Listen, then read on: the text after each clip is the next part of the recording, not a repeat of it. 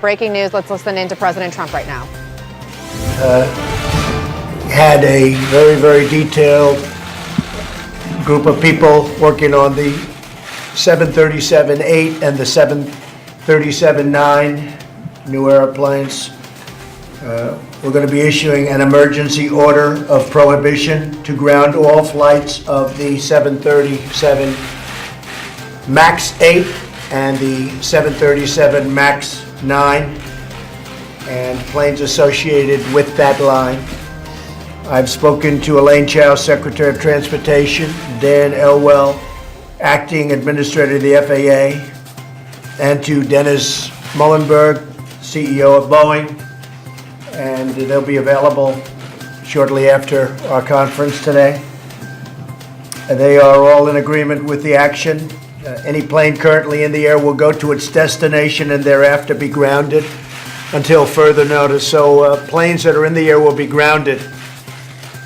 If they're the 737 MAX, will be grounded upon landing at the destination.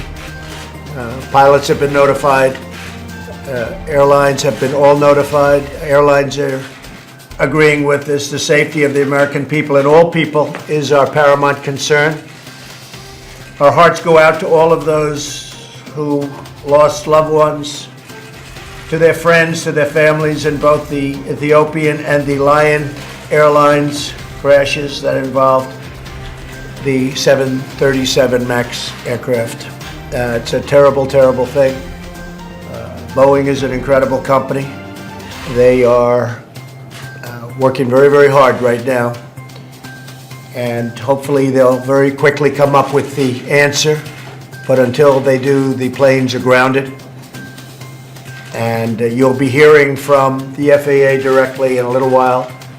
I would say probably in 45 minutes from now, so you'll be prepared to hear. They're going to go into great detail as to what they found and where we're going, what we're doing.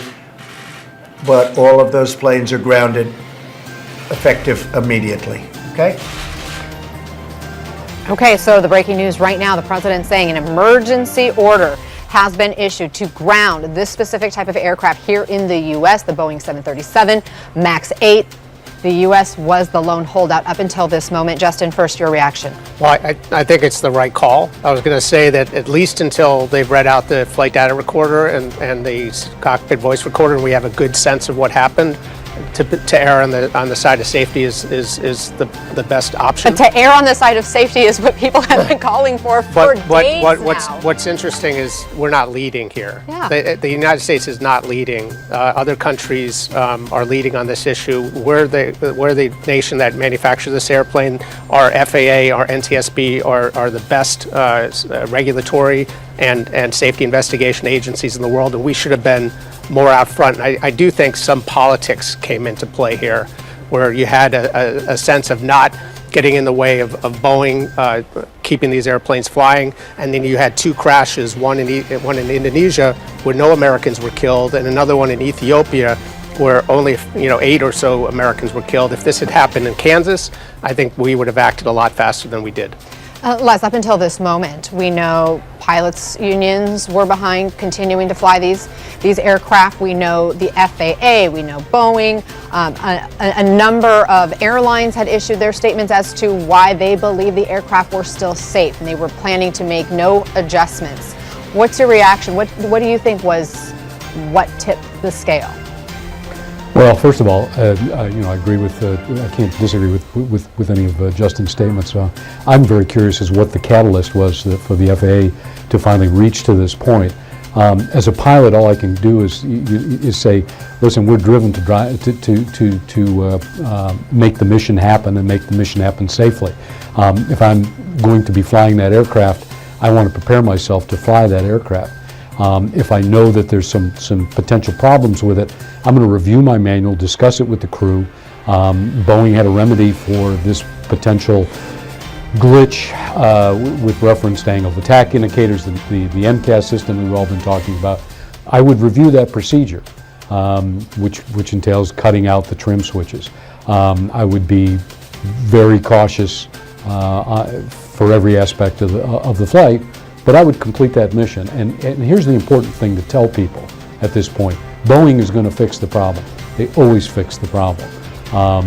It's a terrible tragedy that so many people lost their lives over this particular problem, but it will be fixed. And You people keep should be saying there is a confident. problem, but Boeing hasn't come out and said there is a problem that we know of. We do know that they're working on a software update of some sort, but yet the planes have been flying all along. They've been working on this software upgrade for months. Do you think Well, that's going to be a liability? Is that going to create legal trouble for them?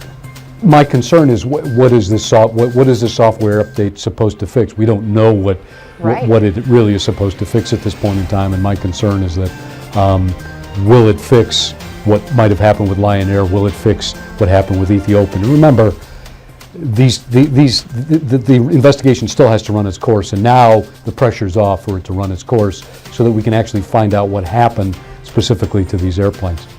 Justin, any thoughts on how long this investigation is going to take to run its course? Well, I mean, I think in short order, you're going to have the readouts from the black boxes. We're going to know what happened.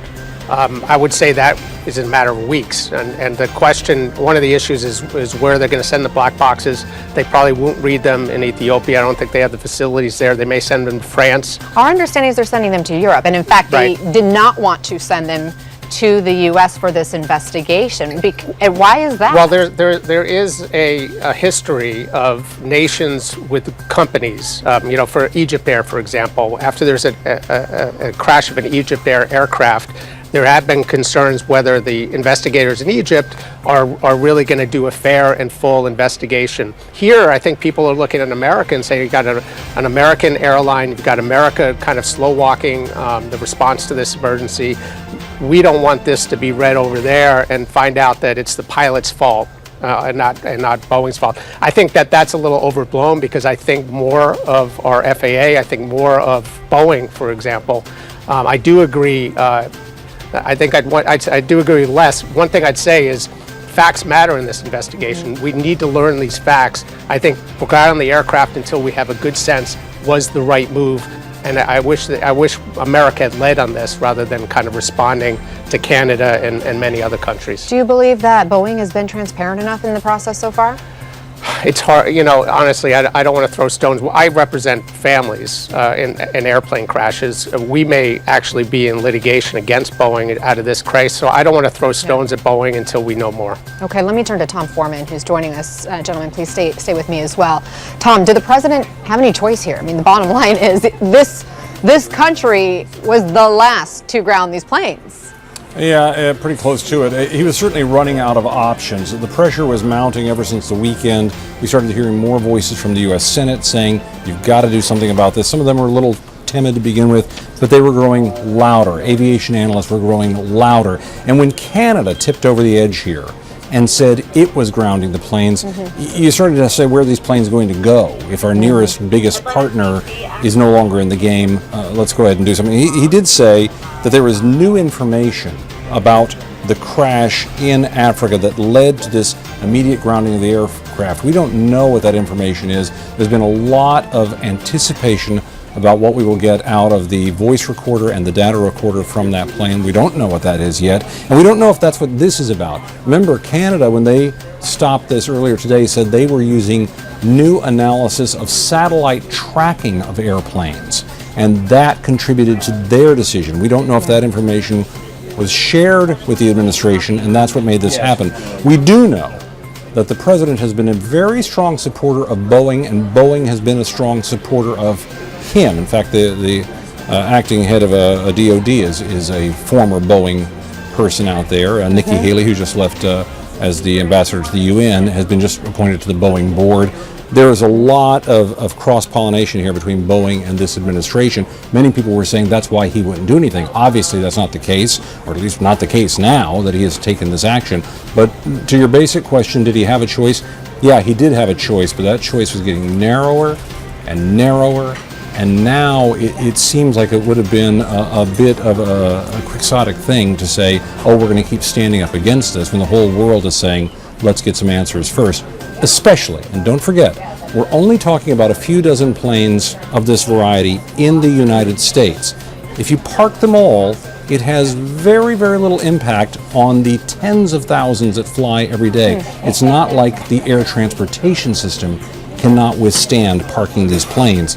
Again, all the more reason that critics said, so why don't you just park them and sort it out? Why take any kind of risk, Anna? That is such an important point. It just seems like it should have been a no-brainer. Unless, I keep coming back to this question, what would have happened if this plane crashed in the U.S.? Wouldn't actions haven't been different up until this point?